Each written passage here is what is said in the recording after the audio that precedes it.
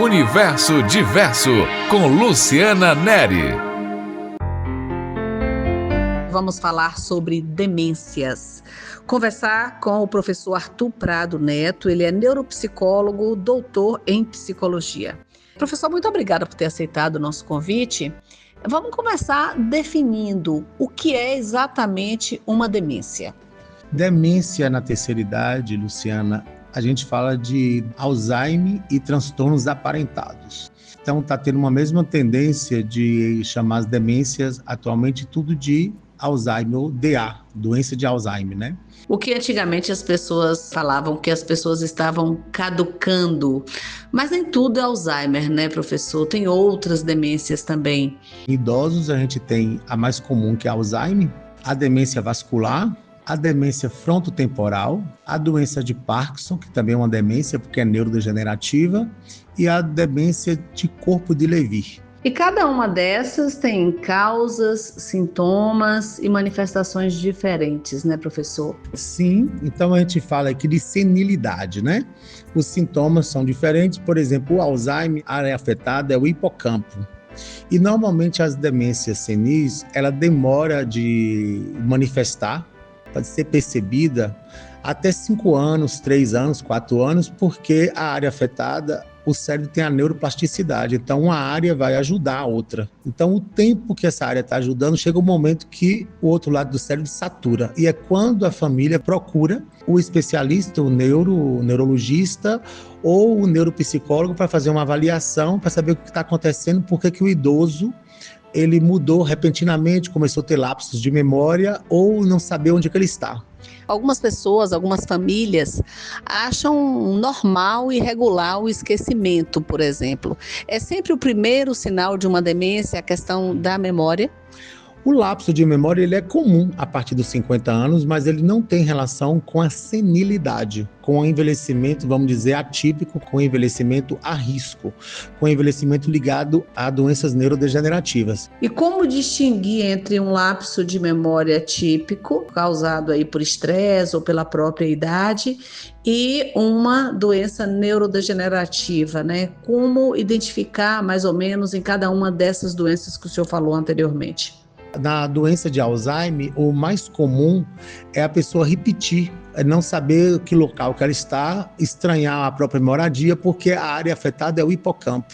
Na demência frontotemporal, a pessoa perde a inibição, então ela fica sem filtro, ela fica mais impulsiva, né? E ela fica mais desinibida, são as características. A doença de Parkinson, a demência de Parkinson, só tem 30% dos casos que tem perda cognitiva.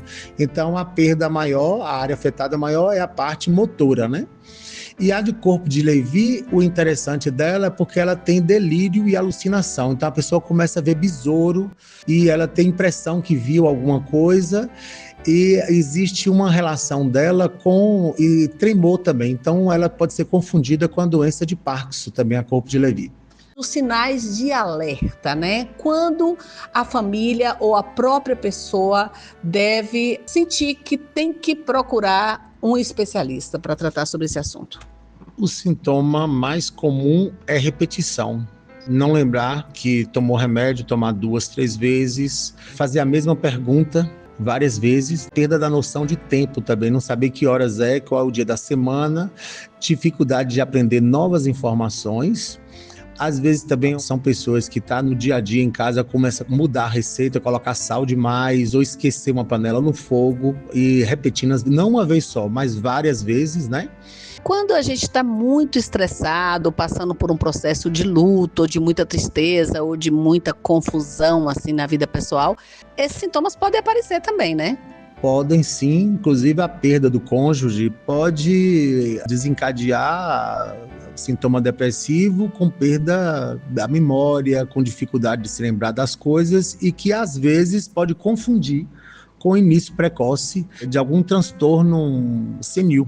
Então, o ideal seria o quê? Esperar um tempo, né, até passar essa fase. É interessante também avaliar que fase de vida que a pessoa está, para, então, na continuidade ou na intensidade, buscar um especialista por aí?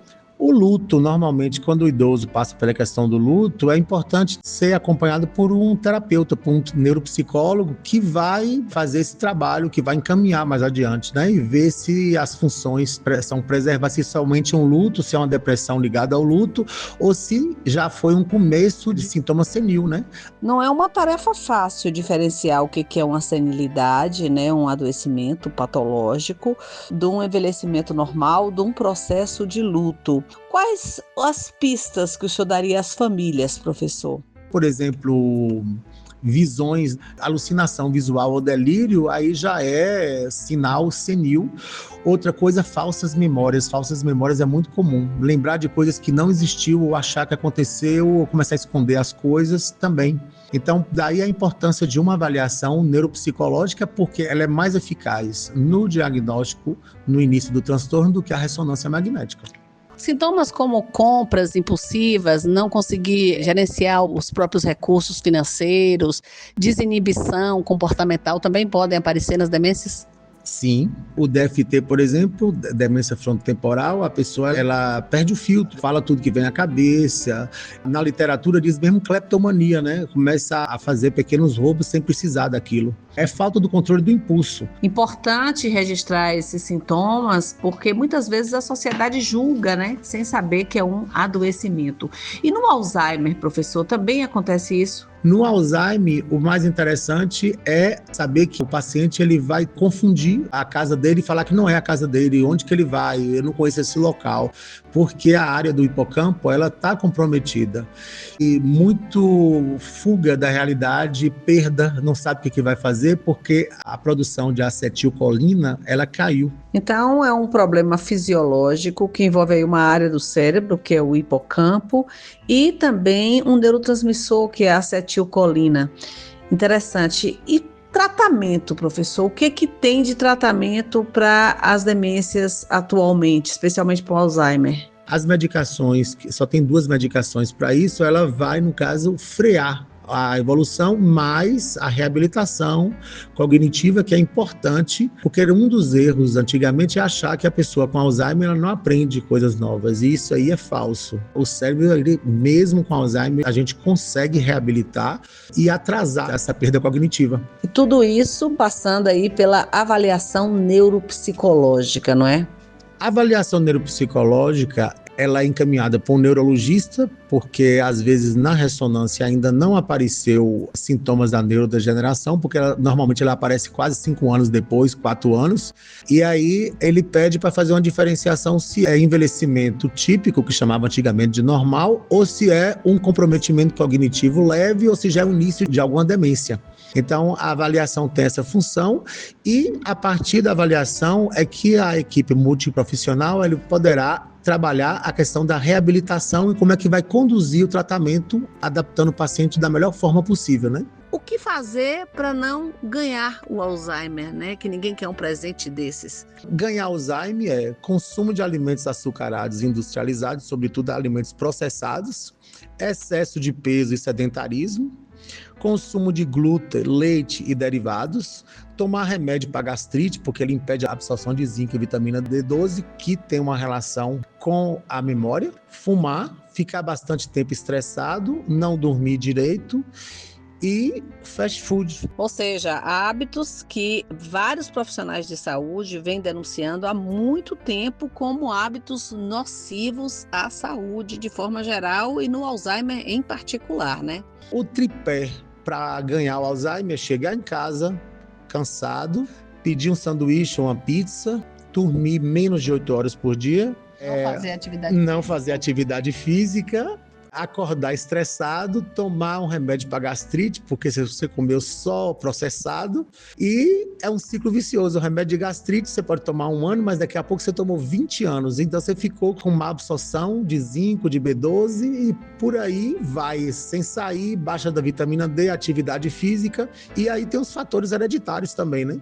Ok, professor. E o que há de novidade no tratamento do Alzheimer? Luciana, o interessante é que nos últimos 20 anos, a gente só tem 2 drogas, a medicina só tem 2 drogas para retardar o Alzheimer, então é só uma trava de mão.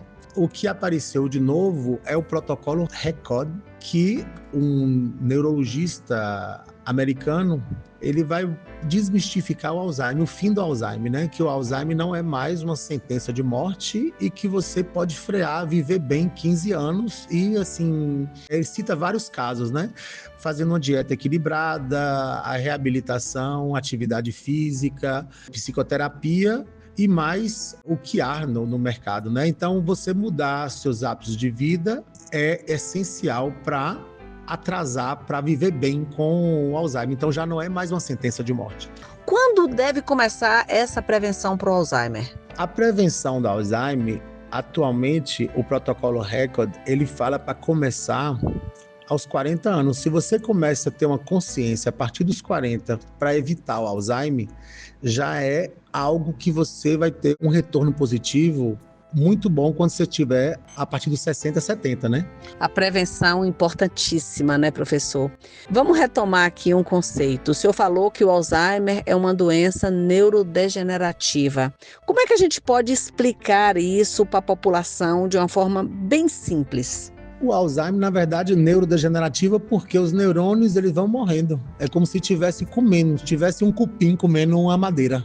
E aí, como você tem no hipocampo a área que é responsável pela memória, você vai esquecendo, você vai tendo lapso, tipo apagões, que você não sabe onde você está, o que você é. Por isso que chama neurodegenerativa. Mas é o quê? Inflama? O Alzheimer ele tem relação com as inflamações, antes de aparecer a doença, as infecções, a falta de nutrientes, hormônios e outras substâncias, e também ligada aos tóxicos ambientais, né? Os metais pesados. Algumas profissões têm relação maior, né? A probabilidade maior de desenvolver.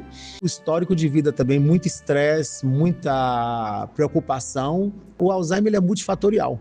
Certo. E a partir da descoberta do Alzheimer ou outras demências aí, chamadas de Alzheimer ou transtornos aparentados, o que fazer para melhorar?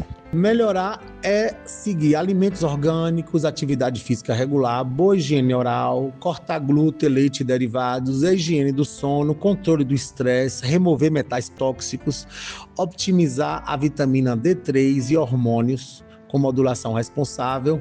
E olha que o senhor não falou aí de medicações propriamente ditas, né? Então isso significa que existem outras e muitas outras coisas a fazer para além de medicação. Se você busca melhorar seus hábitos de vida, personalizar um acompanhamento para cada paciente, isso pode ser feito com o geriatra e com o neurologista, em parceria com o neuropsicólogo e o nutricionista, é a identificar a raiz do problema, iniciar um tratamento mais cedo possível.